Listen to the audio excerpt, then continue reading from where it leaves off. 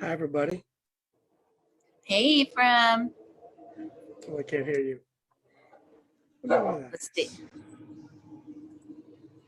I'm not muted. You can't hear me?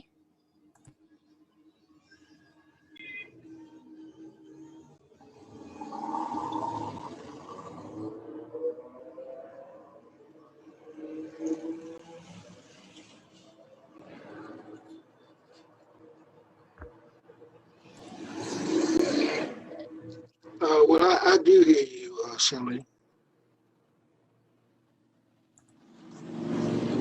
I'm not muted.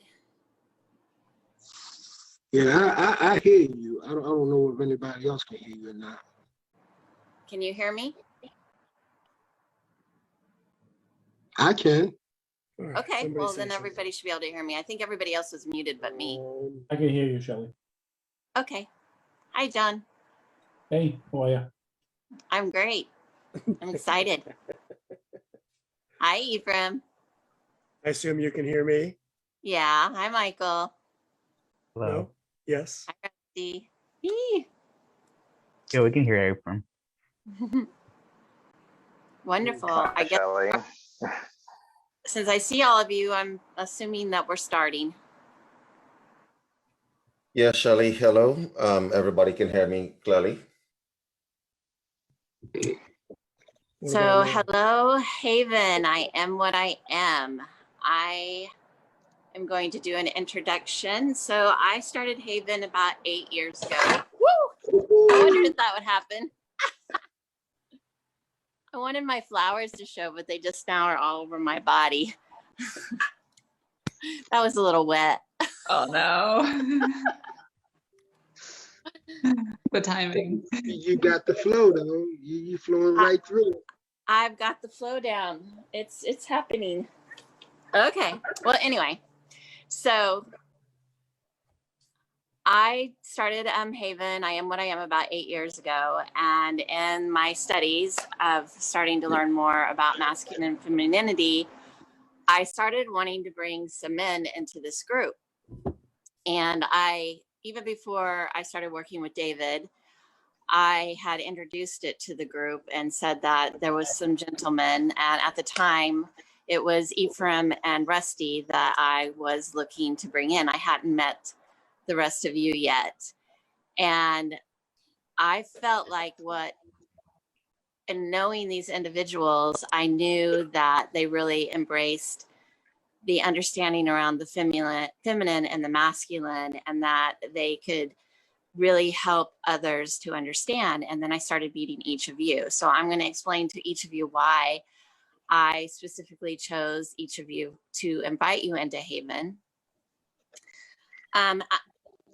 As not only studying the feminine and the masculine, but also studying in a diversity course, I myself realized, and I was very, very angry at the fact that before I was even born, my choices of the way I saw myself was taken away.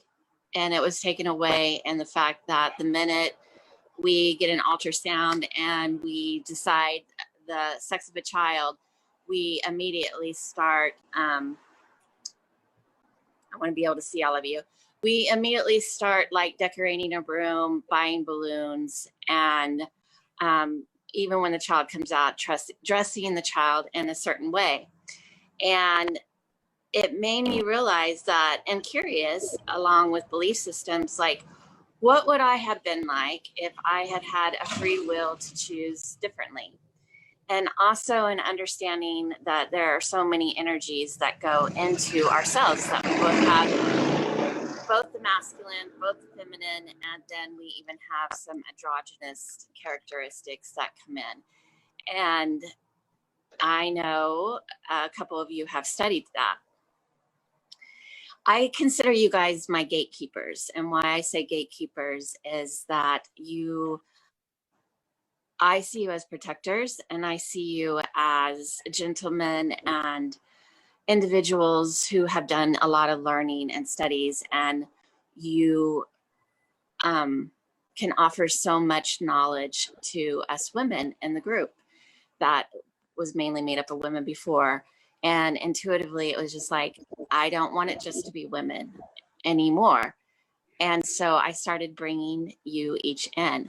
I think it was a little bit of a shell shock for some of the ladies who'd been here for a long time, or their main experiences had been in sisterhoods where it was only women. And so in doing that, I wanted to bring each of you on here. So Ephraim,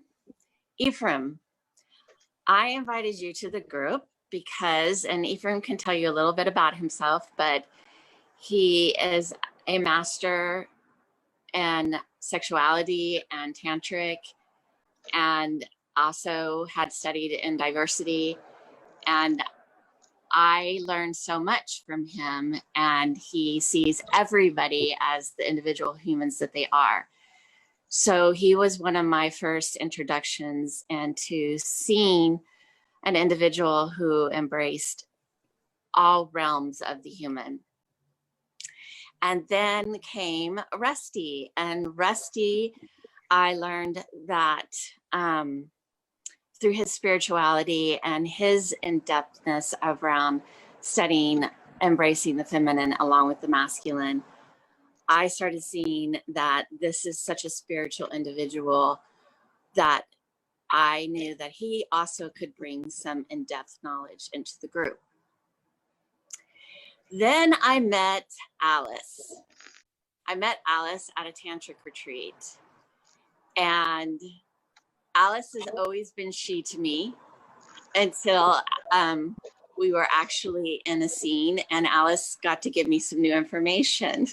So Alice has always been she. And then I started to learn more about Alice and the magic.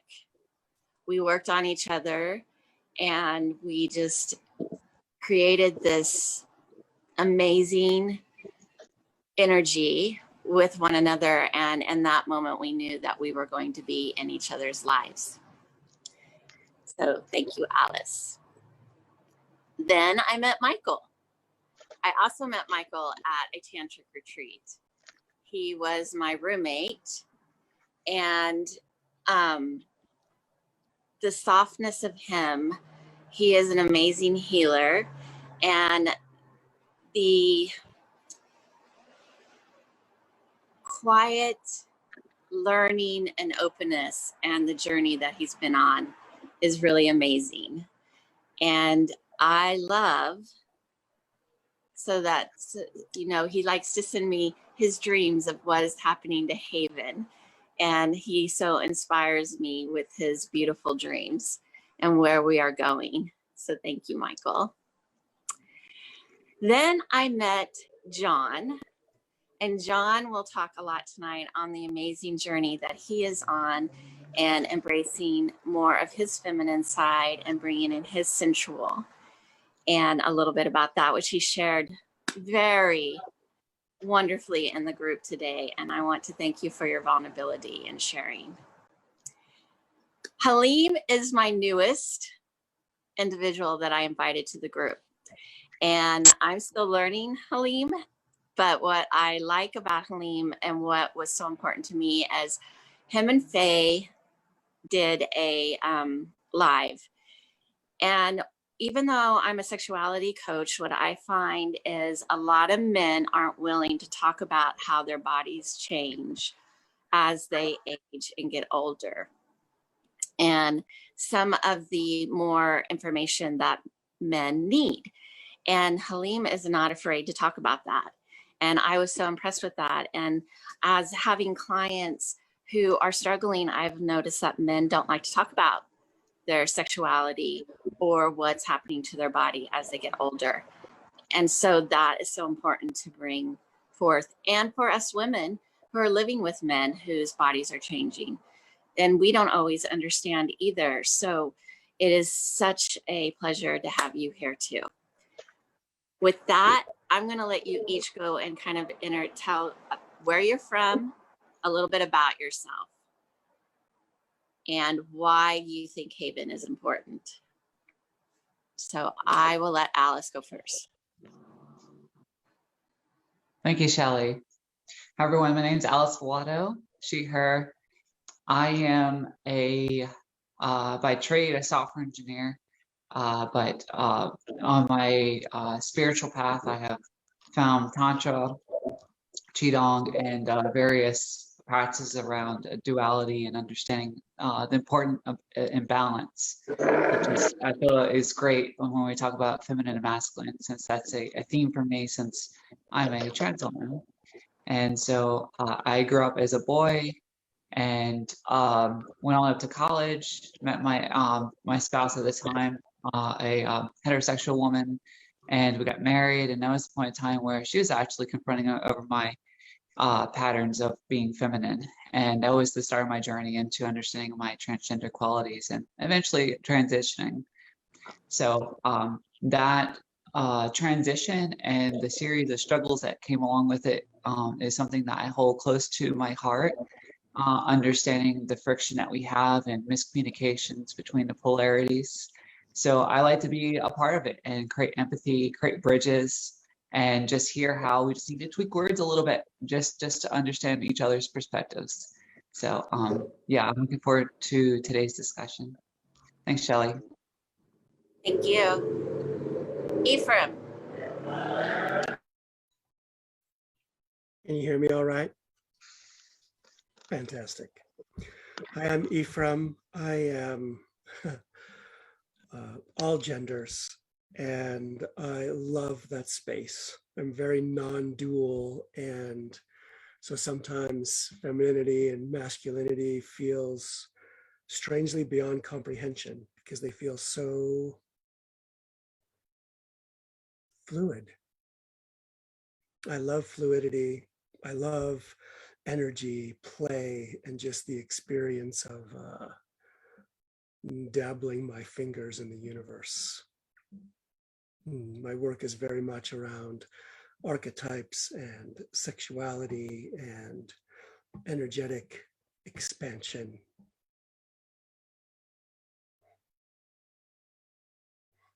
I think that's it for now.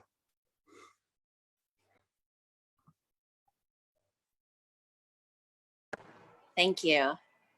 Love you. Rusty. Hi, Shelley. Thank you. I'm Rusty Wolgamuth.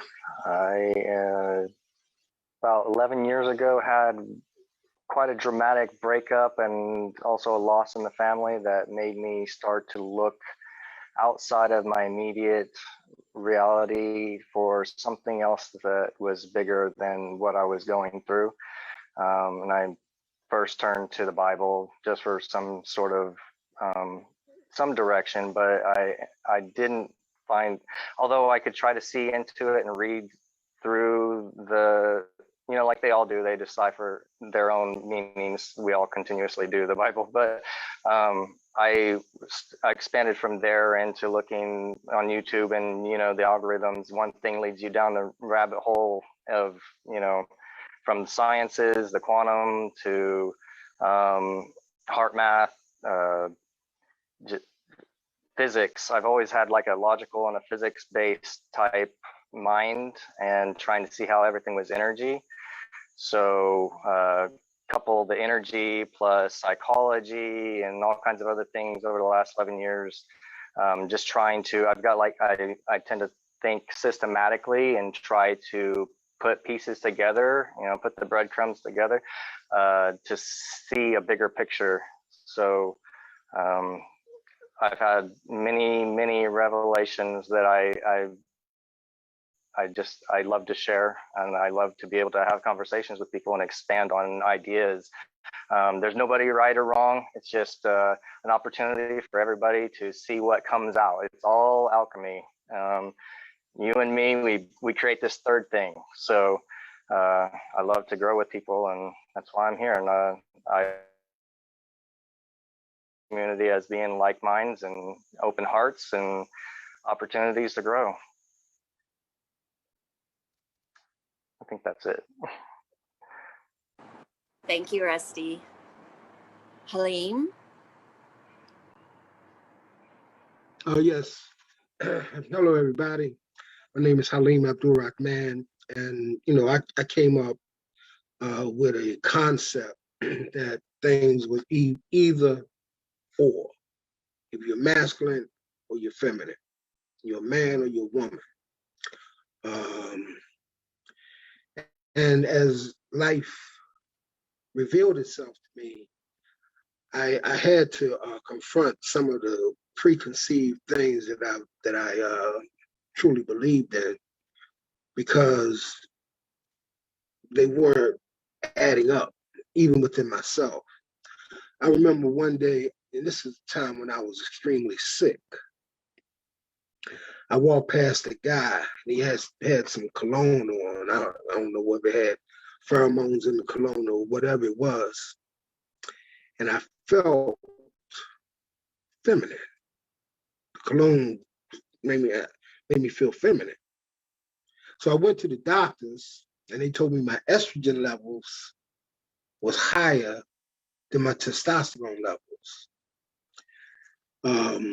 That was something I had to look at. Of course, I, you know, put things in the balance, but I still had to, you know, actually analyze what my structure was actually made of. So there's, if my feminine hormones is higher than my masculine hormones, then my feminine hormones are there naturally. Coming up, and then, you know, I'm like forced in a way to go into meditation to find myself.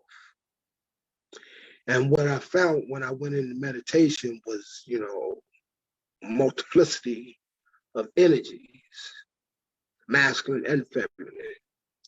And, you know, I'm born in the male body, so I'm working to put these things in order so that I can discover and then express my masculinity with my femininity, I would say inspiring, and expressing yourself along with the masculine, so that there would be no conflict within my expression. And this is one of the things that I try to, you know, get a lot of heterosexual men to see, that embracing their feminine qualities, the feminine aspects of themselves, doesn't necessarily make them gay.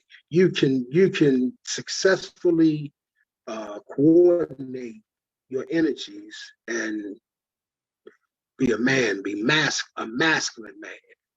So that's what I seek to bring to the table. Thank you. Mhm. Michael? Hey everyone. So, a big part of my journey has been living in the Cleveland area in Ohio and being exposed to lots of different ideas about what it means to be a man in especially a Jewish tradition. And I'm just going to talk about my experience. You know, that everyone within the Jewish realm has their own experience, like any other culture. But I'll talk about mine. Um, my grandmothers were a great role model for to honor that masculine side, because I would say they were very masculine women, but also at the same time they were very feminine. My mom's mother really taught me the importance of being, quiet, to be still, and to be open, especially to nature, and to, honor the connection between myself and nature, and really nourished that and really stirred a deep relationship, with my emotions, which, at times I would, push away and shut down because I perceive them to be unsafe for a variety of reasons. That happens with life stressors. And then my dad's mother, my Bubba, so Bubba's just Yiddish for grandmother, and she only wanted me to refer as Bubba, so I continue that honoring. And she, was very nourishing and learning about the feminine through cooking.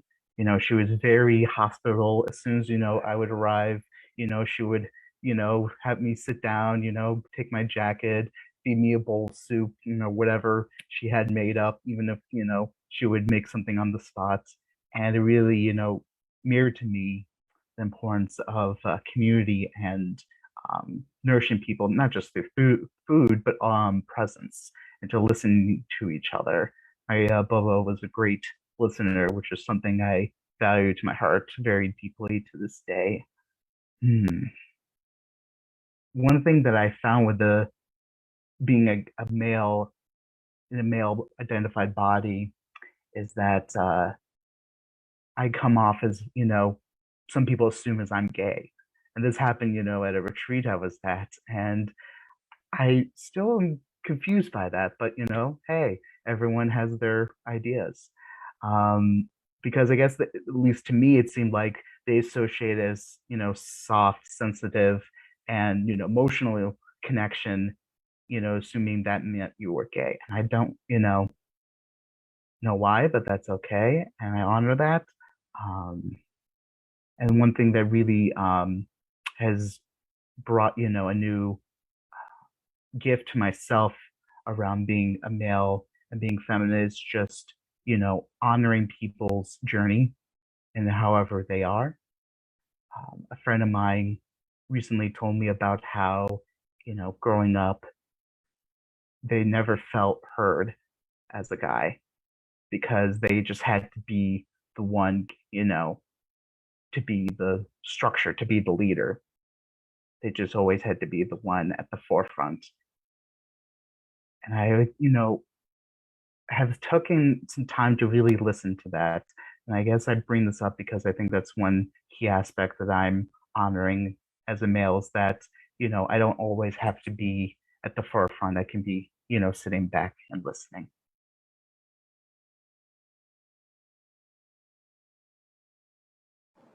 Thank you, Michael. I'm going to let you go, John. And before you go, I'm going to let you know that my thing almost caught on fire. So my light isn't on. That's what I was looking down for, Michael. So I'm going to, while you're talking, I'm going to go grab another one of these. You still look radiantly beautiful. I did. Thank you. I might not have one, so it might be that this is how I'm going to radiantly look. So Before my work and transition into a central state, I would have probably said, well, yeah, just go fix that, plug it in. You know, I would have offered you a solution. When you didn't want a solution, you know what to do. Um, I am not like a lot of the other men here who have really embraced their femininity, embraced so much of themselves. I am still in transition myself. I am that guy that you see walking around the corner in the supermarket. I've been married happily for 31 years. A successful practicing lawyer, a very lineal career, very focus orientated, goal orientated, single process, powerful, commanding. And I led and have led what I thought was, this is what I'm supposed to do. You know, Shelley mentioned before that a child is born, and then the assignment of what you want and who you want to be in your life begins to get allocated by your parents, who didn't have a playbook. They're really going off of how they were raised, and so on and so on. I'm still waiting for those gender reveal parties. You know, you see them and they blow some type of thing with blue speckles come out or purple. I'm still waiting for one where the pride colors come out, meaning, okay, our child has a gender, but it's going to be their life and their choice. I was raised in a Roman Catholic household. I don't need to say any more than that. I had a great childhood, loving parents, but I was living the life that I was expected to live instead of the one that I was destined to live. So it was really when my brother passed away a few years ago, I sat back and I said, okay, what do I want? Isn't there something more that I really want here? And I opened up to my wife about a lot of things that I've been thinking about all my life. And it's been a journey for me. And it's one that really has had me, and I hate the phrase, I don't know who invented it, but smell the roses, to start to look more creatively, to show empathy as opposed to solutions, to be in a much more loving and empathetic type of environment. That is where I am now. I am reclaiming that. It exists in me, but you know, starting at birth, you've got these limiting beliefs that start to invade your subconscious, and they don't give up easily. But as you remind yourself every day that this is what you want, and this is good, and this feels good, those subconscious beliefs are going to hear it. The vibrations will hit them. So I am still in transition. Shelley, thank you for asking me to join this group. This is part of my transition. We men do not often get the chance to share things like our feminine state. And this is a very welcoming environment of both women and men. So I can't tell you how appreciative I am that you offered and you extended me that invitation. Thank you, John. Okay, I'm going to go into the next question. How did you discover and cultivate a relationship with your inner feminine? And why are you motivated to even do this? Does anybody want to talk first? Just raise your hand. Yes, this is Helene. Okay. Okay, so my motivation came from anger. I was angry at my divorce, in the sense that I thought that I was treated unfairly. Not so much by the course, but by my ex-wife, because I left her with everything. And I'm thinking that if it was me, I would have given something, but she gave nothing. And I was angry about it. And the anger was felt by individuals that I encountered, specifically the women that I encountered. You know, it was like, you know, Only purpose that you're here for at this moment is sex. That's it. I don't want a woman. I don't need a woman. That was I didn't say those things, but that was the energy that I set forth. And I got with this group, Progressive Love, and the leader, Kenya K. Stevens, at the time, she, like pointed out to me that my anger wasn't really about my divorce. My anger was really about the relationship that I had with my mother. My idea, sense of being abandoned. That was really what my anger was about. And the suggestion was for me to go into meditation and to rediscover my femininity and make peace with it and learn to love and give value to it. And, I did that. And so my expressions became to be more complete because, again, I went into the deeper or inner consciousness so that I could find beauty, so that I could find a better expression of who I am. And I found like a lot of things that was hurting me, trying to maintain the image of being, the leader, just so much stress, and never putting myself in a situation where I can be the support. I don't have to be the leader all the time. I can, move in and out, and so that discovery helped me with a more holistic expression of my humanity. Discovering that the feminine beauty, even though I always had it, but now I can do it in a more conscious way because I'm not fighting against myself. I'm just embracing the whole of who I am. Yeah. Thank you. That was really nice. Michael, Thank I you. saw, yeah.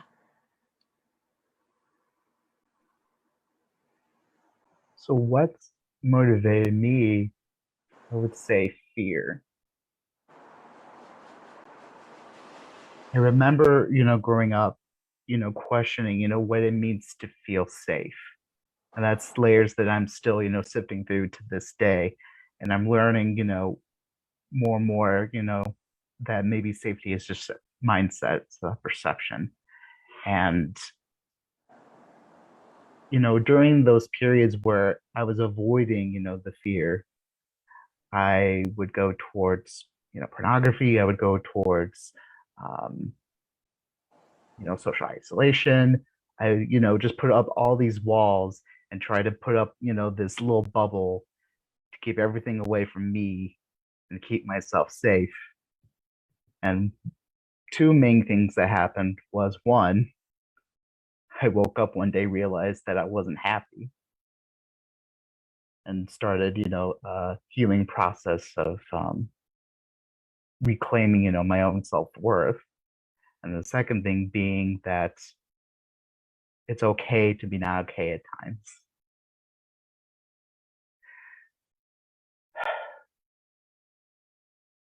So as, I try to, put up these walls and, keep everything away from me, and realizing, that something wasn't working, I came across again and again with the same thing, and I kind of just gave up, meaning that I kind of just took a step back and just took a breath. I realized that everything that I need is present in this moment. And it was a very natural, uncontrollable, it just naturally happened moment. And since then, it's been, a journey of, seeing, my self-worth and honoring, that feminine side, and just taking time to reflect on, my ancestors, of my parents, mothers, and learning about, their history and, reflecting about what they taught me and realizing of how much value they have and, just taking time to give honor to that has been a big motivator for me to embody the feminine. And that's a big reason that I'm really grateful to be a part of Haven, is to be a part of people that are deciding to show up to be themselves, to honor, that feminine aspect in whatever shape or form that looks like for them. Thank you, Michael. Who would like to go next? Alice? Hi, Sally. Sure thing. So tuning into my femininity for my experience has been more in form of gender first. So when I was younger, I was feeling imbalanced. I was having a hard time pretending to act like a masculine man, and I overemphasized masculinity that turned into fragile masculinity, toxic masculinity. And it wasn't until I started to be vulnerable, to surrender, to feel, and to be receptive, till I realized I started getting guidance in my life towards what I needed to experience for me as Alice. So just talking about gender, it's not going to translate for everyone in terms of like tuning into femininity, therefore you're going to turn into a woman like me. It's more of like, I need to find my authenticity to be able to shine to others. And our inspiration comes from femininity. If we are able to tune into our hearts and feel a bit more, and knowing that we are children. So like for masculine, it's like you are providing, you are changing, you are leading. And these themes of polarity, not necessarily translating to what femininity and masculinity is, but there's going to be a moment of vulnerability and a wall.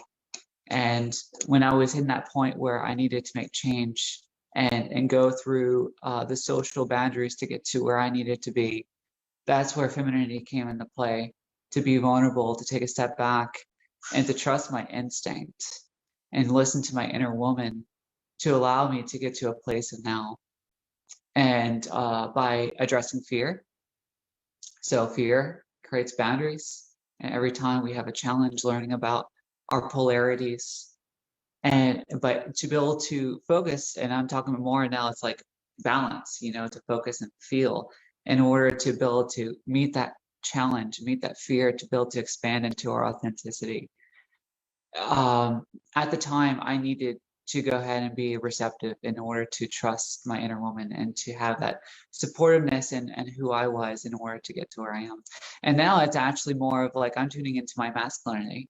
Like for me, it's like, I know like I am a woman. I have this body that's male, but I have changed things.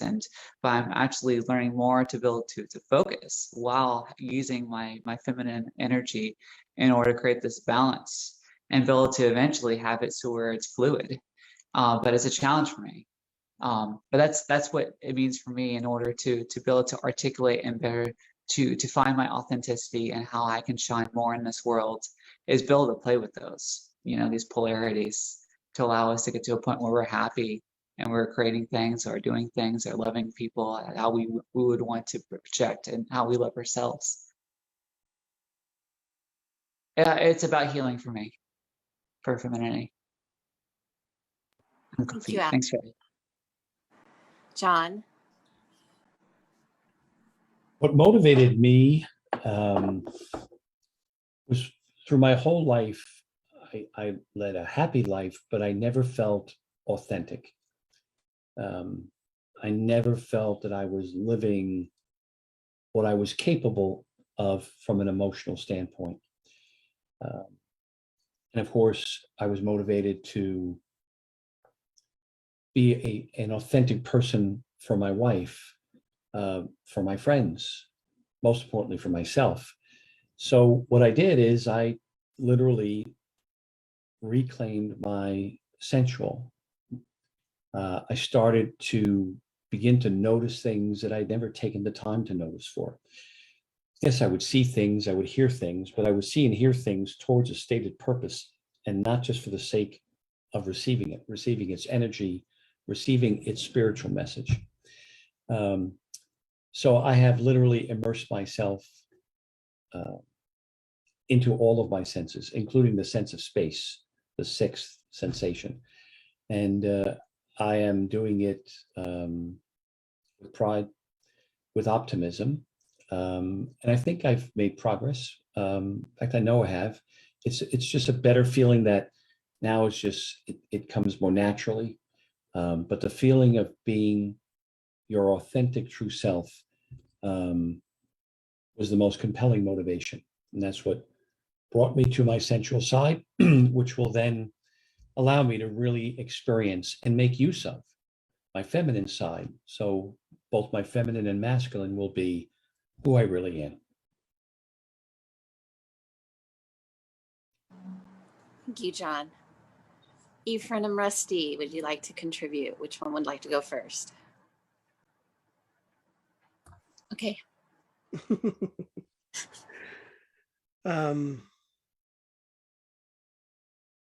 I feel like I've always been very feminine and loved it. And in that space, one of my difficulties was men and trusting men and trusting that energy. And I had experiences in my life where I would feel more masculine and be celebrated for that, feel more feminine and be celebrated for that, and then not really even understanding what any of that meant. And then I had a moment of this collapse of gender and all the mythology around it. Whatever it means to be a man, whatever it means to be a woman, it was like, what if all of that was gone? And suddenly it was. It wasn't like the question occurred to me. It was, look at all of these mythologies, and then I'm free. I'm free of what it means to try to be a man, which I've been doing for my whole life. I'm free of what it means to not be a woman, which I also wanted to be. And then everything else expanded to, oh, I do get to be just fully this. And that thisness, that authenticity, it's like there's 8 billion genders on the planet, one for every single one of us. And these strange boxes of masculine and feminine, yes, they still come in. Like there's so much fear of the masculine from the feminine in the world, and it's painful to have that projected and felt.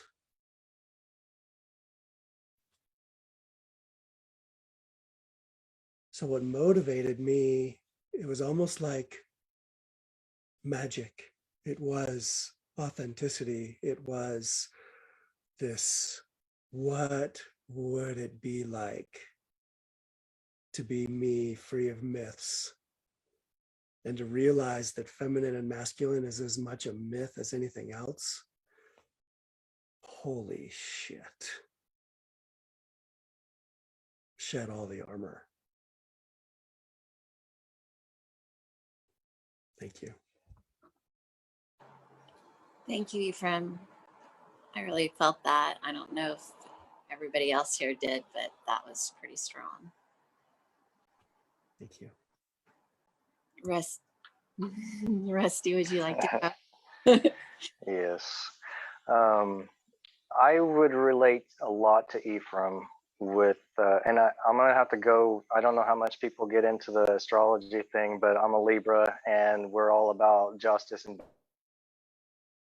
balance and seeing multiple sides. So the whole dualistic mindset of trying to split things, I can see how it can be functional, but at the same time, when that's for relative truths. But then when you look at ultimate truth, you combine them to unity, and there is no difference between left and right and up and down and female and male. So you can't separate them. But when I look at my own life and how femininity has played a role. I can't say that there was any. I had a pretty easy upbringing, and I can't say that there was any like suppression or repression of emotions. We were openly able to express them. And I think I got it from my mom, but I'm very emotional when it comes to a lot of things. So crying is just a natural thing for me. And when I look at how the masculine or males have been conditioned around emotions and crying, and it's upsetting that we've held in all this. We're in human bodies that have the same energy stored up when it comes to feeling, but we hold it in because we feel like crying is somehow makes you weak. So I'm a big advocate around everyone crying as often as possible, whether it be happy tears or sad tears, because I understand the release it does physiologically and vibrationally for your body. And they don't have to have any meaning. You can do it just to do it. And it relieves. I don't know if you guys remember as a child, as if you maybe got in some serious trouble and you really cried hard and fell asleep crying. When you woke up, you felt like really refreshed. Even if you had to go back and think about the negative things, that probably started some new cycles. But anyways, the release from emotion, it helps to release the resistance and sort of do a reset on you. So I like to, when I look at the males in my life and the relations I've had, the ones I've become the most close to are the ones that were willing to, with me, express emotions and pains and, actually be vulnerable to who we are and our crap, and own that. But I've always really related to feminine or the females, just because there's a softer energy and it feels like you don't have to try so hard to just be natural and be yourself and not trying to put on some air so that you're something. But the feminine and masculine energy cannot be separated. When you talk of, say, the masculine energy gives body, the femininity gives softness. When we look at it, it's an out of balance one way or the other. And so when I try to talk about being balanced with the Tao, the middle way, I often refer to the virtues. If you really want to know what a balanced individual, a balanced human being looks like, without the one way or the other, it's look at the virtues, the divine virtues, and they will. So when in my own personal life, I see how there was times where I was selfish and greedy or impatient, and I've worked on each one of those issues as they came up, and that in itself rebalances those energies. When you pay attention to the actual issue at hand, say your anger or whatnot, trying to soften anger into more of acceptance. So yeah, I'm sure me and Ephraim could probably go on and on about the not splitting hairs between male and female and just enjoying it all, and we're all in different alchemies of bodies and expressing ourselves. But anyways, I think that's enough for me. David, could you tell us if there's any questions? Or before I ask the next question, I'm going to see if Linda or Lisa would like to ask anything.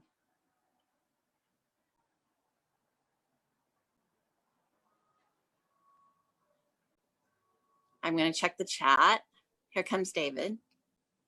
Sure, Lisa and Linda, if you guys have any questions to ask, you can absolutely just raise your hand. I believe there's a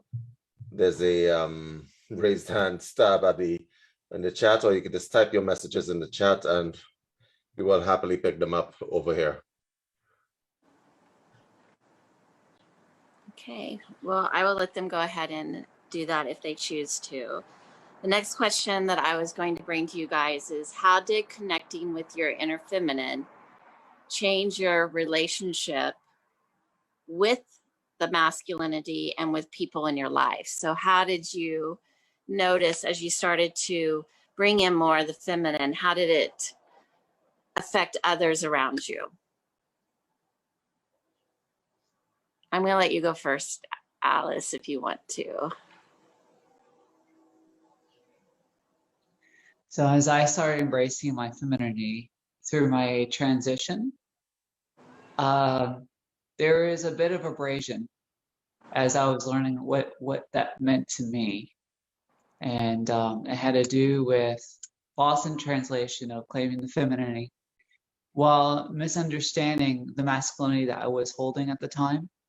As I was going to my womanhood, I would do subtle little things like that we don't necessarily talk about in the open in terms of our mannerisms, in terms of like social cues, social roles, or be able to recognize the privilege that comes from the masculine, knowing that there's also disadvantages based off of other reasons. But for me, I happen to be a white male once upon a time, and was coming from a place from privilege, and I was losing part of that.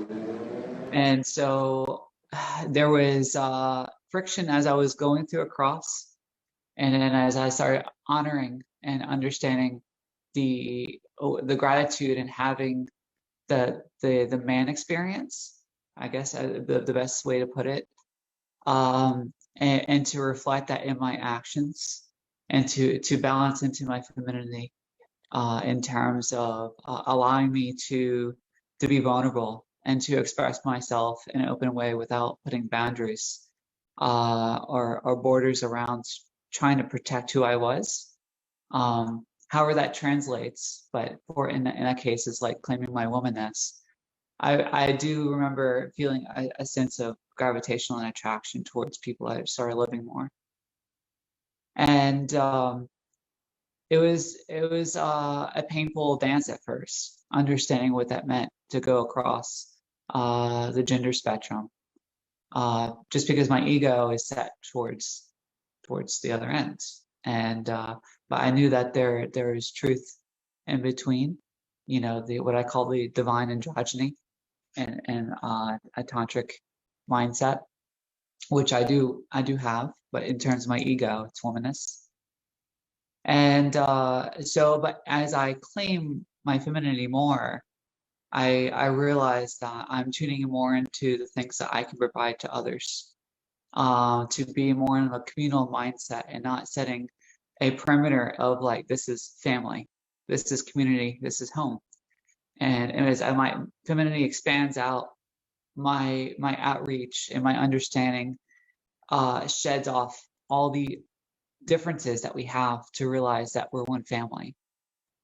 Ever since I've gone into that mindset of treating, it's so simple, treat each other like you would treat yourself, but genuinely see other people as your family, all of a sudden there's this difference. Like there's less friction, there's less frustration, there's more harmony as people come to you because they want to do the same for you. They're harnessing their femininity to be able to share their love, to share their power, in an act of being selfless and nothing in return. So that's something that's been beautiful in my experience of going into the feminine. But I also realize that if there's an imbalance, there can be also some repercussions, like to be able to just flow all the time and not necessarily tune into other people's challenges and being attentive. Like that part of focus, I recall being unaware of certain challenges around my family, and to swing that pendulum back so I could be attentive and I could be a family member to show support and show that the spotlight is not just going to be on me, right? Like almost like for my femininity, it's almost like I'm an angel, right? But I'm not an angel by no means. But be able to move that spotlight over to others and allow them to reflect and see their true shine and their gifts, and do it in a humble way. That's where it has to shift back into balance. Otherwise, it can be like a feminine narcissistic sort of characteristics that I've experienced.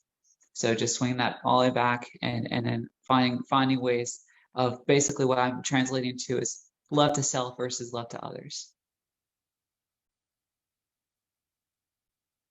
Thank you. Ephraim.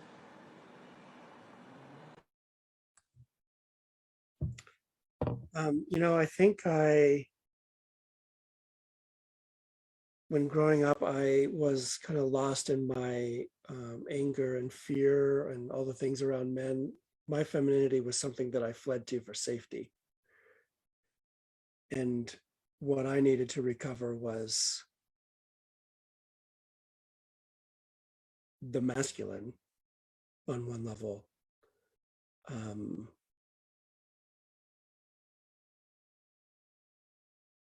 And so holding, like in the moment of being able to hold both as the possibility of infinite expression allowed me to come into this sense of wholeness and of relationship with myself as something different, and then with everyone else in whatever version that they are, whatever myths that they might be living, to just see it and hold it all in so much tender acceptance. And maybe tenderness, it's funny because what I wanted to say is maybe tenderness is a feminine trait, and I know it isn't. I know that tenderness is also so masculine, or can be. And the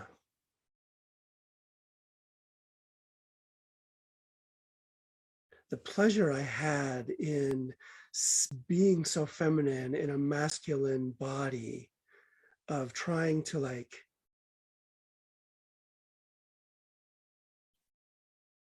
find balance, and balance is a strange word for me. It's find a way that all those pieces could resonate was so potent and powerful, and required that I accept so many pieces of me while slowly taking away, the pieces put on me, that this claiming of not just feminine, but all gender, brought to me more acceptance than I could have imagined for everyone else. And I certainly still struggle with it. It's not that like, oh my gosh, I accepted everyone, woohoo, all of your preferences and all of your genders and everything that you are. No, I haven't accepted that fully of myself yet. And so I still get the pleasure of wading through that as well. But I think this gender piece brought so much like, wow, you are so fucking interesting. Can I just see more of you? Find out where you are? Whether it has to do with binary or not, doesn't seem to matter for me. Thank you. Rusty.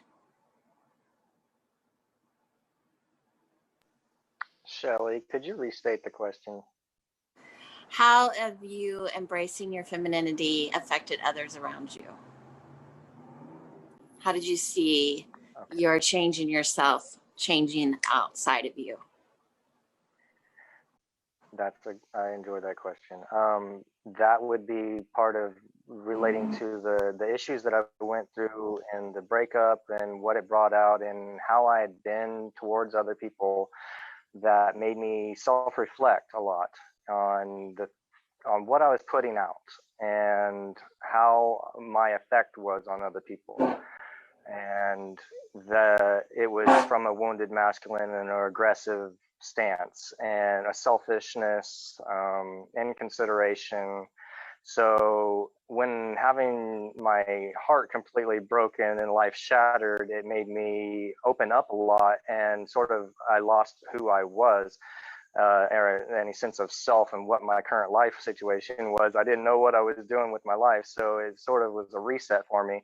So the whole self-reflection period helped me to analyze who I wanted to be at that time, and so it actually made me do the work of envisioning what would I want to be. And so instead of being selfish, it was, I want to be more considerate of others. Instead of lashing out when I'm irritated, it's having more temperance in my emotions and my words, and trying to come from a better stance. Now, this is always an evolution. We're always working on this. We'll never finish. It's an everyday practice. But I did notice a lot about how my relations, when you soften that energy a little and go into the feminine, it opens up your energy and expands you into relating more with others. And so other people will also open up and feel more comfortable with you and expose themselves. And you have a really nice back and forth where you start to develop the trust and just better relating. It was the embracing the femininity through it was like more meditation, and the temperance of not trying to force myself into creating life, but more allowing life to happen, being an active participant in it, but also taking more of an easy stance towards it. Trying to center that. And so you could go the other way and you could be completely passive, so that's not good either. If you went way off into the feminine energy, you would like relieve yourself of any sense of due diligence or like needing to do anything. And I've went off in that side too. You sort of like, it doesn't matter, it's, we're all gonna die kind of energy. Like, it doesn't mean anything, let's just have fun. And then you realize, well, you can only have fun so much, and there are sort of things you'd like to do with your life purpose, creating something, maybe a legacy. So then you come back to the other side of it. But yeah, the softening of the energy helped me in relations tremendously, and I still practice every day, trying to realize when I'm over asserting and when to do what. I think that's one of the biggest lessons is the wisdom of when you can and can't do things, and when there's appropriate time. But that's just something else. Anyways, I think that was my piece. Thank you. Halim? Yes. I listened to Alex. She was talking about privilege as a white male. And I can say, like, as an African American or Black male, I never felt a sense of privilege in my male body. It was always like proving myself, that I can do this, I can overcome this, I can. And from that energy, the sense of an appreciation of the masculine energy was wanting, because it was like masculine failure as opposed to accomplishment. So I think, everybody's coming from a different standpoint in terms of what the masculine is. Now, when I went into self-discovery and, made peace with the feminine qualities within myself, the viewpoint of my masculinity improved. And I think that's the biggest take that I can, put on, going into self-discovery and making peace with the feminine qualities within myself and giving value to those qualities and appreciating those qualities. So now I come over to the masculine, and I'm looking at, all the sacrifices and all the yearning and all, the things that when I say I'm talking about that side of myself is doing to prove myself valuable, And so making, that peace with the feminine is more or less like, I don't have to prove myself. It's not about proving myself anymore. It's just about being. When I'm in my masculine, I'm in being masculine and doing things that I need to do, but not because I'm seeking to prove myself worthy. I'm doing them because I'm inspired to do them, and I'm wanting to leave a legacy for my children so that they can, prolong and establish a new culture and, but not out of obligation, but out of desire, want, and purpose. And it's a different energy because it takes a lot of stress off of you. When you're into that proving mode, you're in a mode where you tense, which, some tension is good if there's a release valve. And honoring the feminine is that relief valve that inspires and motivates the masculine to move forward and to accomplish the objectives that are there to be held.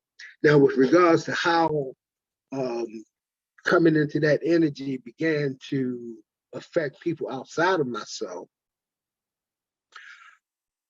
it affected them in a good way because I'm no longer the guy that's coming in proving. I'm more the guy that's coming in being. Already have a sense of belonging. I don't have to seek to belong. I'm just being, and the energy that I'm sending is positive energy, and that's what's coming back to me.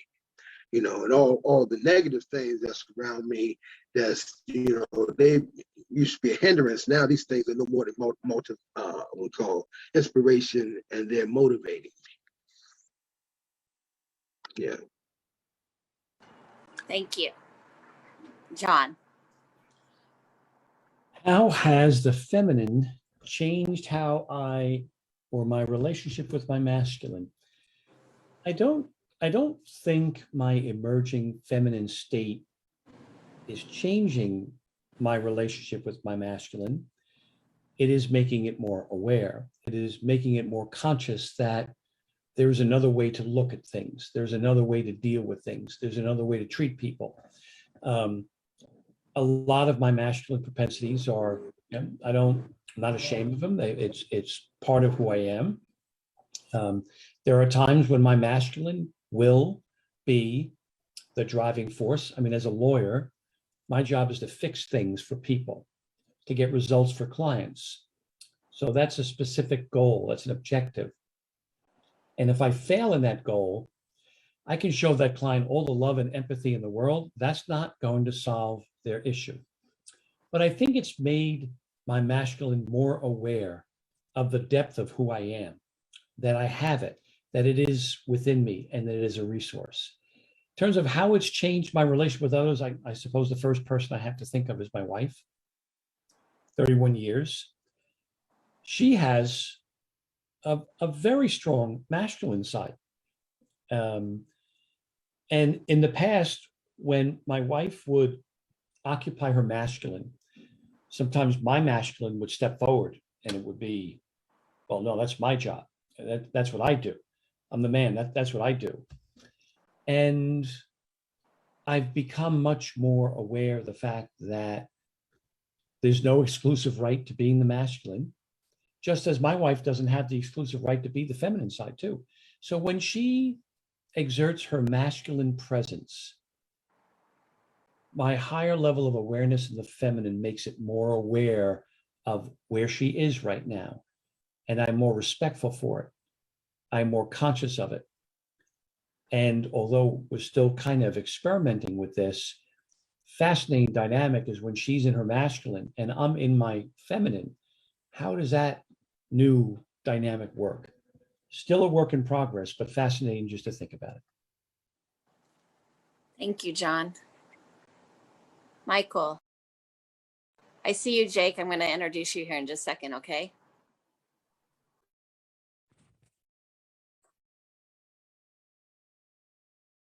So I think one of the main things, growing up was, wait a minute, I can actually see Michael.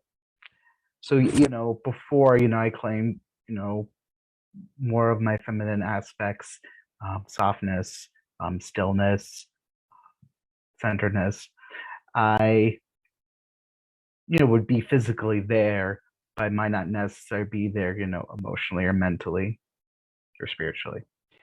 So it kind of caused a bit of some friction. Not to say that it was pushing or pulling anything away. It was just like, oh, there's a difference. There's this two forces kind of clashing against each other. And it was interesting to see how, some people responded as, wait.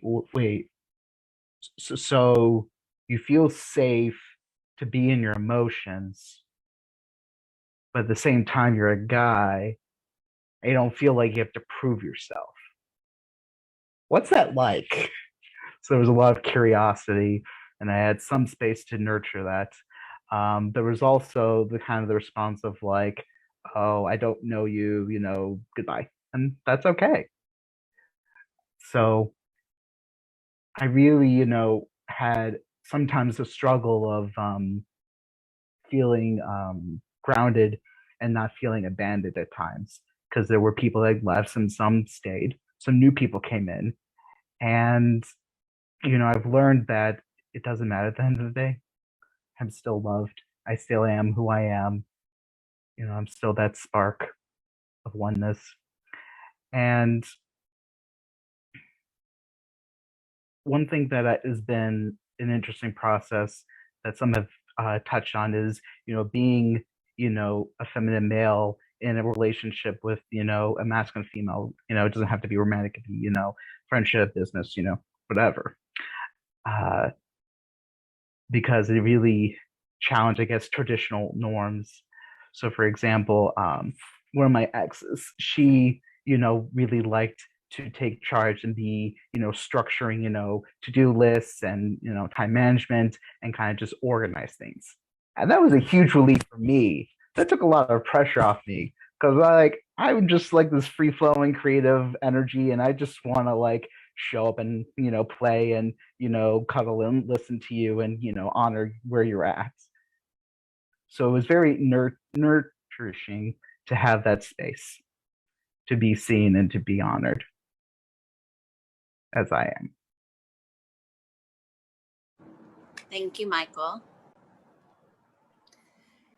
Jake, I'm going to have you unmute, and I would like you to share where you're from, how Haven is benefiting you. Can you hear me, Jake? Okay. How Haven is benefiting you at learning more about implementing your feminine side into your life and how that has affected others. And you are muted, so you need to unmute.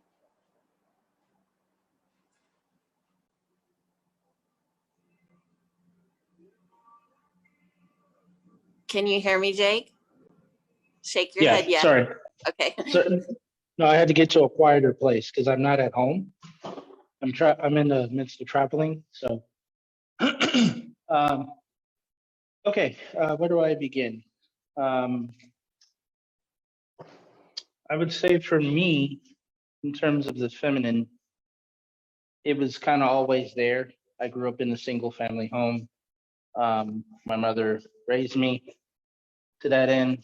And then that path kind of had me always wanting to be a part of the feminine, but from the space of relating romantically. And what that had me do is kind of go on a path of discovery, of learning how the feminine operates, how I can contribute, how I can support, what that means, like what women in the feminine have had to deal with throughout time. And what that did for me is it made me become a very aware human. I was able to see things that I never probably would have really taken notice of if I was solely in my masculine or solely around people who only had that side of expression. And then what I've learned from that, the beauty of that is it actually has caused me to kind of get into balance and invite the masculine in my own self. I think in a lot of ways I've negated that. And, I realized too, like even with this space, I've always been in feminine spaces, learning and exploring.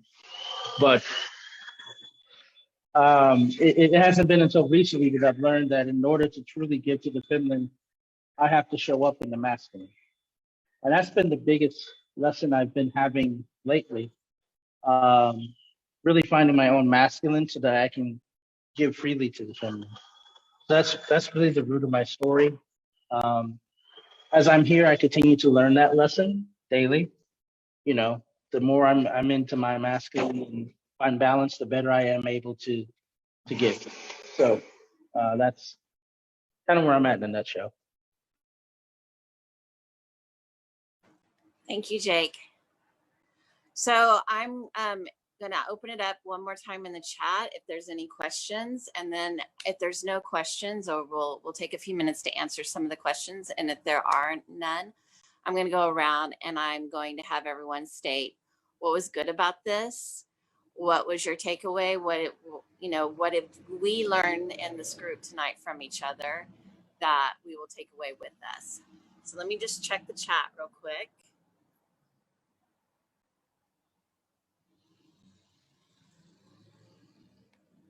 And there's no questions, but I'm just going to invite, if anyone is on, if you want to unmute and put on the camera, you're welcome to ask a question.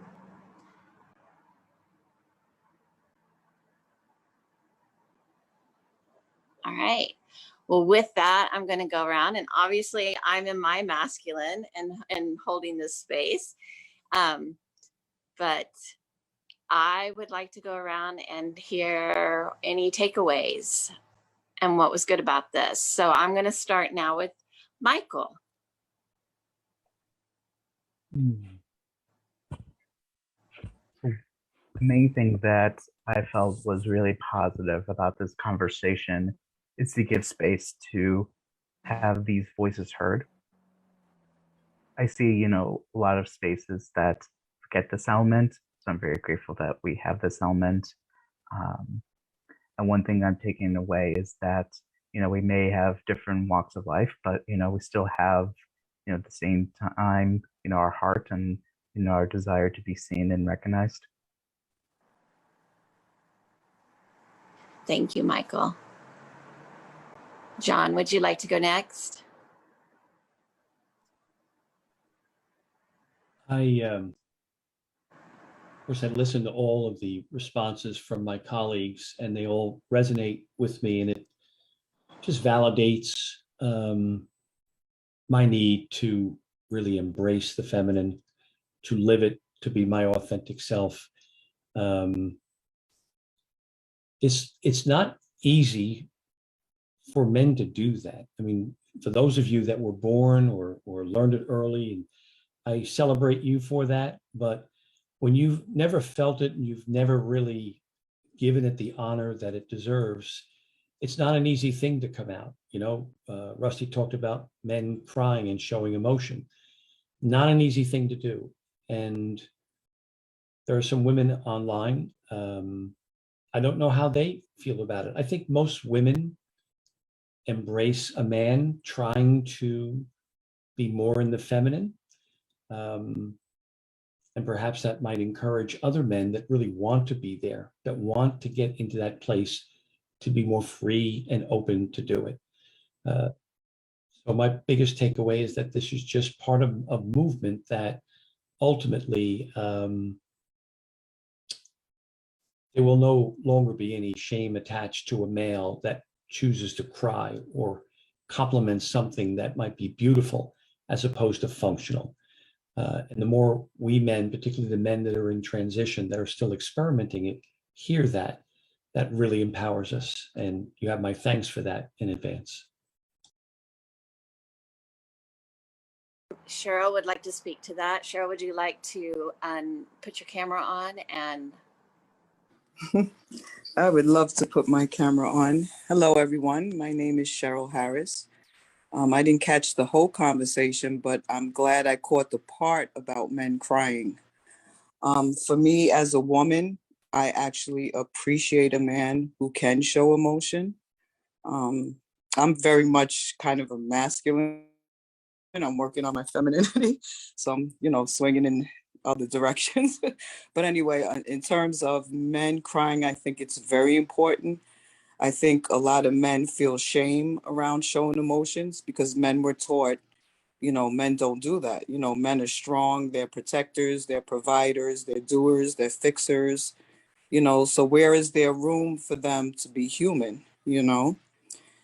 And another reason I think it's important for men to be able to show emotion by way of tears is because when emotion is suppressed, like say something like hurt or sadness, some men tend to act up violently or act out violently because they don't know what to do with those emotions. So for me personally, I love a man who cries. It shows me he has feeling, he has heart, and he's willing to be vulnerable with that. So kudos to the men who are, secure in showing their emotion. I'm all for it and I support it. Thank you. Thank you, Shelley. Did everyone hear me? Cheryl, before you go back off, I would like you to share what it's been like to have these men in our group. Well, like I said, I didn't hear all of. Well, no, I just meant in Haven and reading their comments and seeing their posts. How has that benefited you? Oh, it's like a breath of fresh air for me. It's very new to me because there's so many different types of men, like I think Michael was saying, from different walks of life, and I'm just I'm honored to greet different types of men. I've been around men who is very harsh and or avoidant, and so to have men speak up so vulnerably in the group is a pleasure for me. So I want the men to know they're very much appreciated and loved. Thank you. Thank you. Absolutely. Thank you for hearing me. I appreciate it. I'm going to check the chat because I see we have 4 just to see if there's anything else. Okay. Harleen, would you like to say your takeaways from this roundtable tonight? Yes. I really have an appreciation for the approach that John brought to the discussion in terms of the dance that he has with his wife, the knowing of when to become supportive and when to take the lead. I think that's a real powerful quality for a man to come into and without shame. Because a lot of times you see the guy, you see him in the supportive role. All you see is what you see. We don't see the other side of the balance. And a lot of times there is the other side of the balance. And we tend to shame that guy, say, hey, he's soft. But, you know, from this new mind that I'm coming to appreciate how beautiful it is to be in a supportive posture. You know, not from a position of weakness, but from a position of strength. And the other takeaway that I get is, you know, the appreciation of the masculine. Like all these guys come from a different say approach to masculine expression, and the way that they came into, you know, appreciating the feminine quality, because it's not just one, there are many feminine qualities. And when you, for me, you come to this feminine quality and having an appreciation for it and giving it value and giving it honor, you begin to see the masculine from a different perspective. And you're not as critical of your master, your brothers. You know, there's a willingness and a wanting to have a fraternity and have appreciation for the masculine. You know, so and that appreciation alone gives us a greater effectiveness in our life when we feel valued and honored and appreciated. So that's what I take out of it. That, you know, hopefully and willingly we begin to appreciate each other even more. Thank you. I appreciate you being here. I have light again. Okay, Rusty, would you like to come on and talk about your takeaways from today? Sure. I just want to premise real quick. This is like my first real Zoom call. So this is an accomplishment for me, because when it comes to having a one-on-one conversation with somebody, I can go on forever. But whenever I try to talk to a phone or camera, I usually freeze up and don't know what to say. So being able to get this out and actually have conversations with people through media, through technology, is nice to expand on.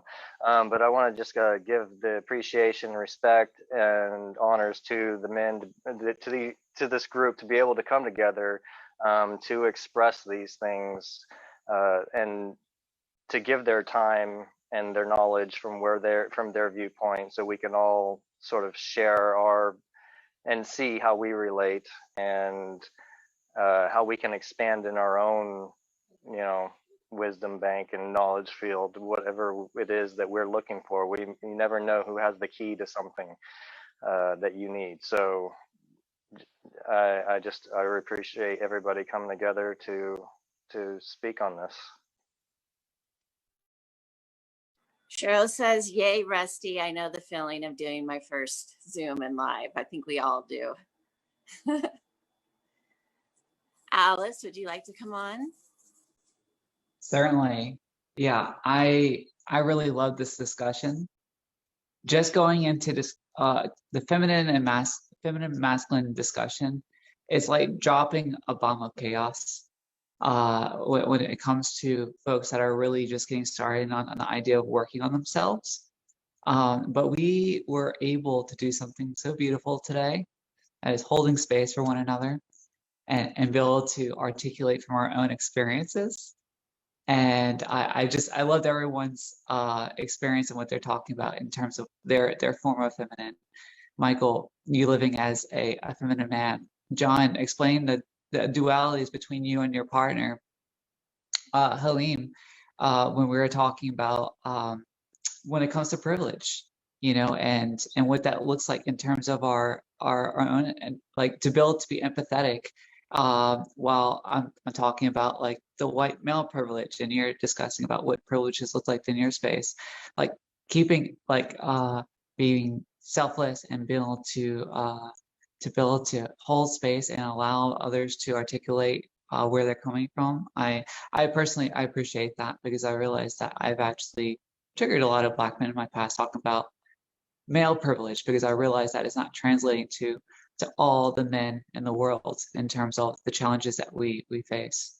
So I really appreciate you holding that moment and be able to hold love.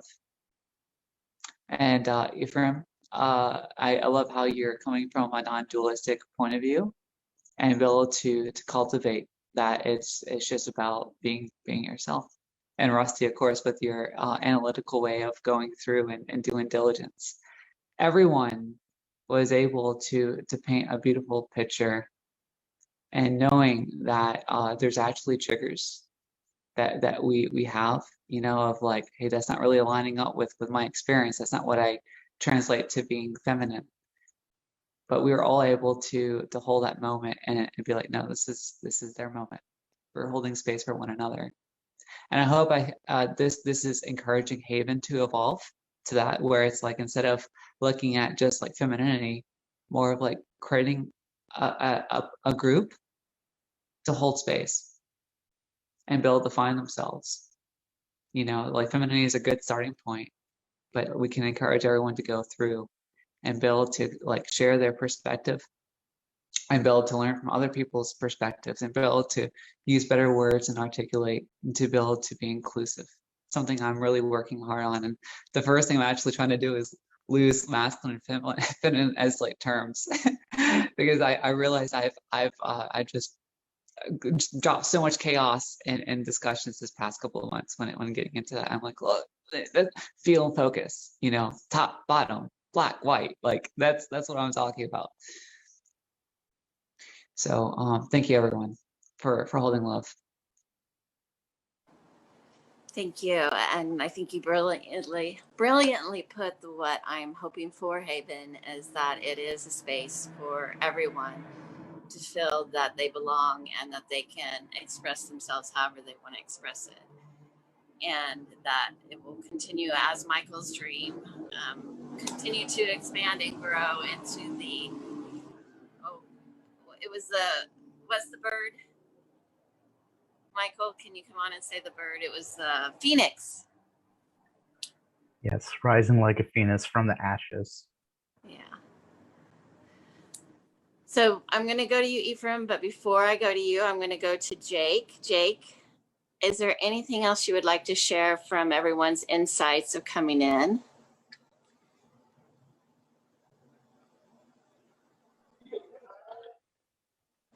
I'm really in this space of learning and giving.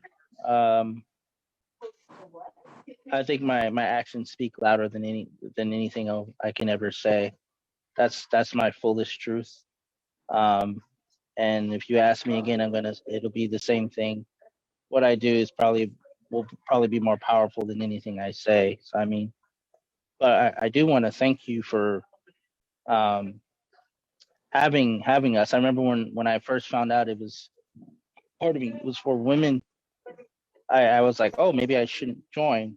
But then you said, no, I deem you as someone who can care for the feminine. And then that actually struck a nerve, in a positive way. I was like, oh, I do care for the feminine.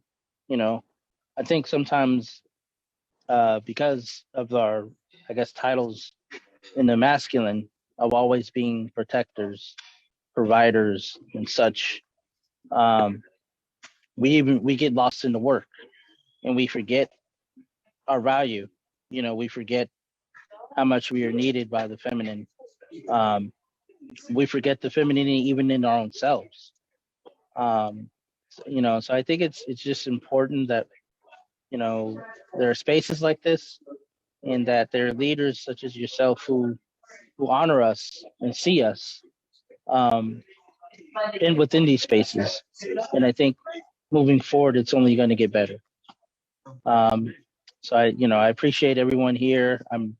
I know I came in late. I thought I got the time a little mixed up, but I'm happy I was here nonetheless. I'm happy you're here too. And I've gotten the time wrong myself in the past. So love and forgive yourself. We love you. And I want to really appreciate you and all the comments that you make, and that I see you and you show up every day. And I really appreciate that. And I want to make sure that you feel completely seen and heard. do you feel complete even though that you got the time mixed up? Well, I don't feel incomplete. How about that? That's good. That's good. You know, the way I see it, there'll be more opportunities. So it's not the end of the world. I'm just happy to be here. Thank you, Jake. Welcome. Ephraim, any takeaways? Oh my gosh, I've really loved feeling all of you. It's so fun to like have your presence just radiating out from you. I feel this vision of that feels so rare in the world of Haven being a place where all genders are just so welcome, and that the fear that goes back and forth between them is something that can be held in safety.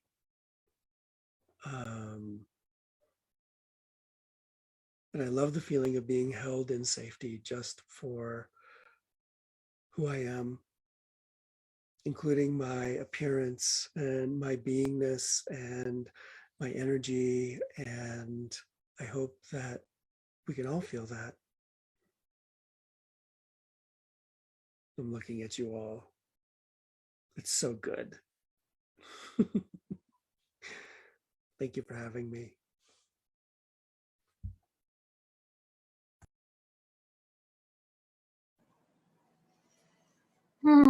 So my takeaways. I feel deep gratitude for each of you. I appreciate the trust. I appreciate each of you showing up in my life. And every single one of you has a huge impact on me. And that's why each of you are a part of my life. And I feel so fortunate to have princes, kings, beautiful women, all of you in every form that you come in is providing so much for me.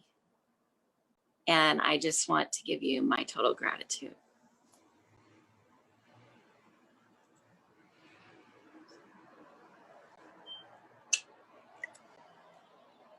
Thank you for being here, and thank you for helping me grow Haven and giving a safe place for others to be able to find a place where they can be exactly who they are.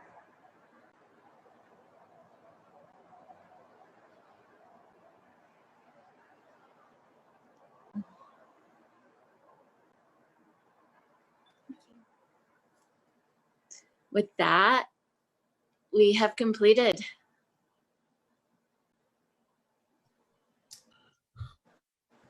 Just want to say thank you, everyone, for coming out. It has been very interesting and informative. I'm sure that a lot of people will actually find this very informative. And I will be streaming this and recasting this if you guys do not mind. There was a lot of information there and a lot of encouragement for people who want to embark on a deeper path of spiritual discovery. So really, thank you guys for coming out here.